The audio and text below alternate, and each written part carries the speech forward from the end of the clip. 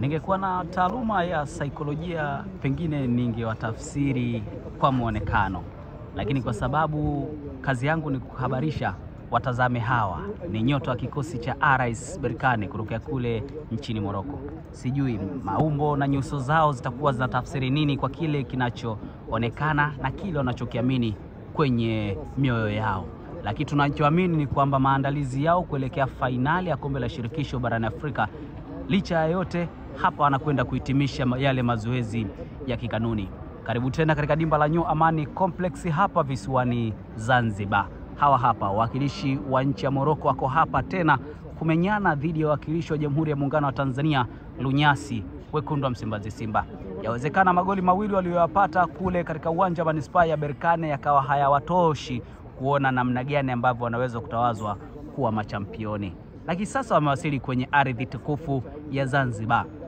Mwaka 1964 Sheikh Abeid Aman Karume alitangaza rasmi kuwafurusha Waarabu na kuitwaa ardhi hii tukufu kwa mikononi mwa wazalendo wa Zanzibar.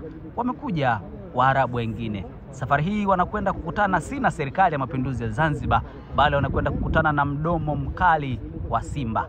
Mnyama huyu mkali wa mwituni yuko tayari kwa mpambano. Alieleza rasmi kwamba hii tunaitaka. Kuitaka kwake hawezi kuichukua vivi hivi bila kukutana na vijidume hivi kutokea kule nchini Morocco. Maandalizi yakoje? Tunasubiri kuona. Karibu nikushuhudie mazoezi ya mwisho wa kikosi cha RS Berkane kuelekea kwenye mchezo huo wa fainali ya kombe la shirikisho barani Afrika baina yao na kikosi cha Wekundu wa Msimbazi Simba. Mchezo unaotaraji kuchezwa majira ya saa 10 za jioni kwa saa za Afrika Mashariki hapa katika dimba la New Amani Complex kesho Mei 25 mwaka 2025. Kabla ya kuanza kwa mazoezi ni wakati wa shura. Tunaita shura ama kikao kidogo, wakijadili kuona namna gani ambavyo kama si dua basi ni mjadala mdogo wa kutafsiri kile wanachokwenda kukutana nacho. Wao wenyewe wanajua Simba waliokutana nayo Morocco pengine itakuwa tofauti zaidi na Simba watakayokutana nayo hapo kesho. Na hii ni kwa sababu kocha Falrahman Davis, yeye kiongozi mkuu wa benchi la ufundi la kikosi cha Wekundu wa Msimbazi Simba, aliwaambia rasmi kwamba hawajutii kutokupata goli, bali hawa mabwana wanapaswa kuyuta kwa nini hawakupata goli la 3.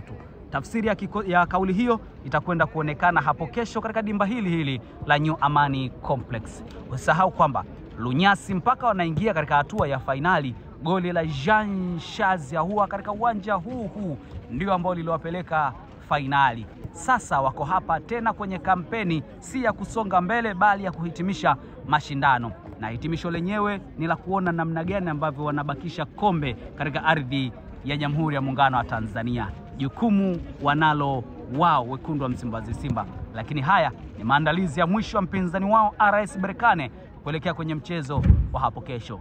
Karibu mtazamaji wa Ayoma Media kushuhudia mazoezi ya kikosi cha RS Berkane kuelekea kwenye mchezo fainali ya mwisho wa kombe la shirikisho barani Afrika. Sauti inayosikika ni sauti ya kifalme. Naitwa King Alhaji Zuberi Mputa. Kwa niaba ya timu nzima ya Ayoma TV tuko hapa kuletea taarifa, ripoti, habari na matukio yote kuelekea kwenye mchezo huo kabla na baada ya mtanange huo unaotaraji kuanza kesho majira ya saa 10 alasiri kwa saa za Afrika Mashariki.